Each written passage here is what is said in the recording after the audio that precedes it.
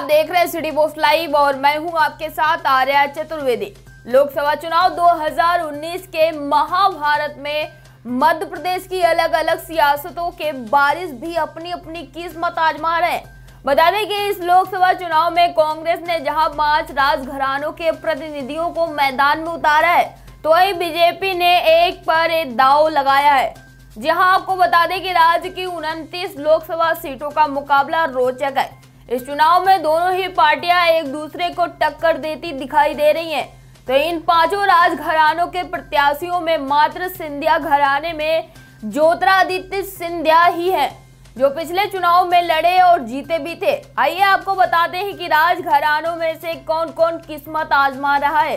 दरअसल दिग्विजय सिंह मध्य प्रदेश की Bhopal high profile seat से दिग्विजय सिंह कांग्रेस के प्रत्याशी हैं।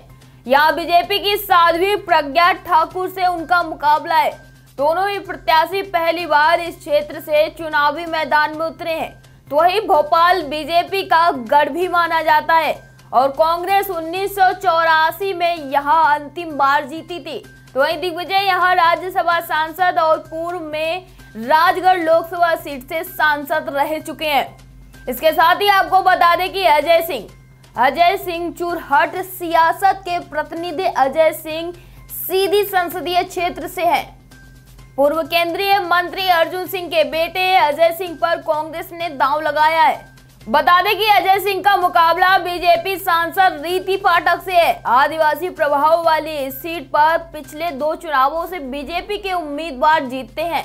तो वहीं अजय सिंह पिछली बार इस संसदीय क्षेत्र से चुनाव लड़े थे, लेकिन पिछला चुनाव उन्होंने सतना से लड़ा था। तो वहीं कविता सिंह छतरपुर राजघराने से संबंध रखने वाली खुजराहो संसदीय क्षेत्र से कांग्रेस के उम्मीदवार हैं। बता दें कि कविता सिंह के पति विक्रम सिंह नाती राजा राजनगर विधानसभा क्षेत्र से कांग्रेस के विधायक हैं।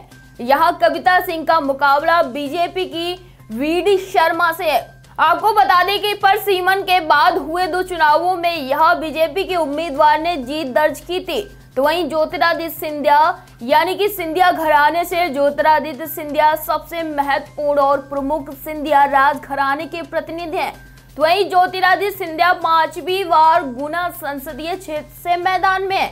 अब आपको बताना लाजमी है कि बीते 4 चुनावों में उन्होंने लगातार जीत हासिल की थी। इस बार उनका मुकाबला बीजेपी के उम्मीदवार केपी यादव से है। यादव कभी सिंधिया के करीबी और उनके सांसद प्रतिनिधि हुआ करते थे। तो वही हिमाद्री सिंह यानी कि हिमाद्री सिंह शहडोल संसदीय सीट से हिमाद्री सिंह मैदान में है। तो वही हिमाद्री का नाता गौड़ राजघराने से है। आपको बता दें कि हिमाद्री सिंह कांग्रेस छोड़कर बीजेपी में शामिल हुई हैं।